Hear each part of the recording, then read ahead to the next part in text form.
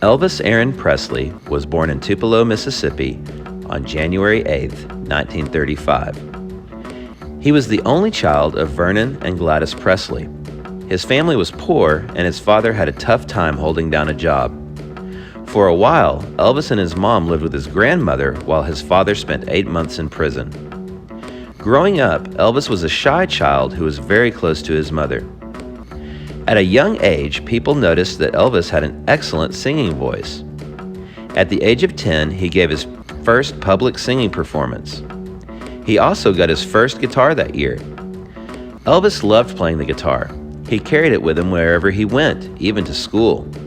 He never got formal singing or guitar lessons and never learned to read music. He just watched other people play and learned songs by ear, which means he listened to them and learned how to play them. When Elvis was in 8th grade, his family moved to Memphis, Tennessee. In Memphis, Elvis was exposed to a wide variety of music. One of his favorite things to do was to go to Charlie's record shop and listen to music. Elvis also continued to practice the guitar. In Memphis, there was a recording studio called Sun Records.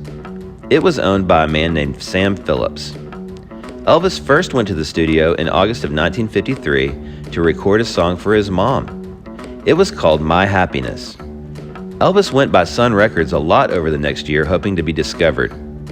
At one point, Sam Phillips suggested that Elvis get together with a couple of local musicians, guitarist Scotty Moore and bass player Bill Black, to record some songs.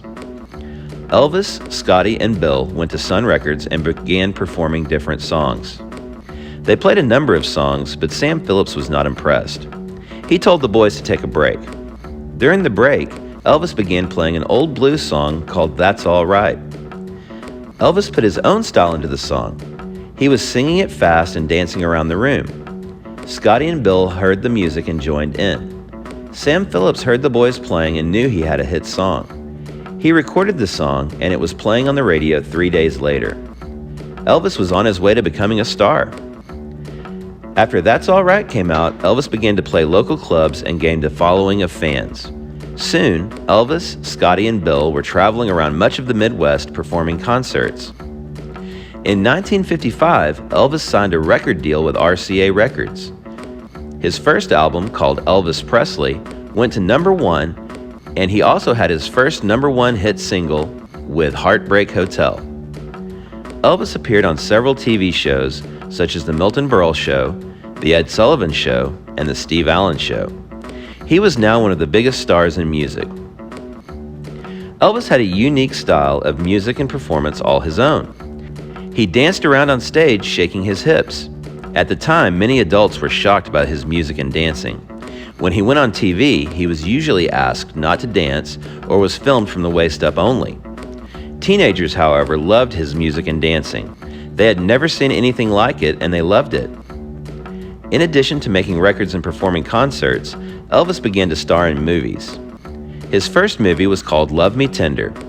It was filmed in 1956. He also sang the title song from this movie, and it went to #1.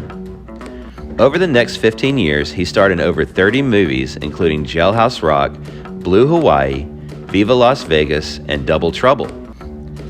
Elvis was drafted into the Army in 1958. He wanted to be treated like a regular soldier. He served in the Army for 2 years and was released in 1960. He was paid like other soldiers, but donated his pay to charity. After relieving the Army, Elvis continued to make movies and record songs. During the mid-60s, he spent more time on movies and his music career slowed down. He made his big comeback in 1968 with a television special showing him performing various songs.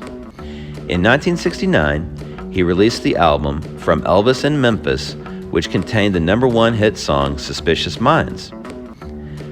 Elvis Presley died of heart failure on August 16, 1977. His health had deteriorated over the previous years, largely due to increased weight and excessive prescription drug use. During his lifetime, Elvis recorded 40 top 10 songs, including 18 #1 hits.